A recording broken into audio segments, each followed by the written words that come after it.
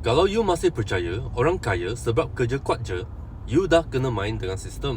Nak tahu kenapa mereka kaya?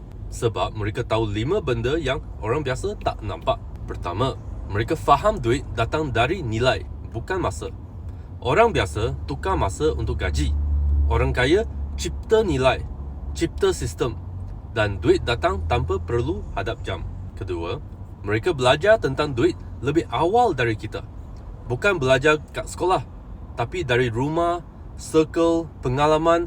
Mereka faham benda macam leverage, compound dan main game panjang. Tiga, mereka guna duit untuk buat lagi banyak duit. Simpan sikit, labur banyak. Duit mereka tak duduk diam. Duit mereka kerja untuk mereka. Keempat, mereka pilih kawan macam pilih pelaburan. Circle mereka penuh dengan idea, peluang, mindset besar. Tak ada drama, tak ada lepak buang masa. Sebab environment equals results. Kelima, mereka tak ikut jalan biasa. Kerja kerajaan, rumah, kereta, itu bukan checklist wajib. Mereka ikut satu je. Apa yang bagi mereka kebebasan, jangka panjang. Orang kaya tak main game yang sama dengan kita. Kita kejar gaji, mereka bina aset.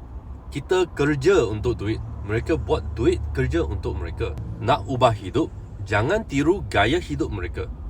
Tiru cara mereka fikir.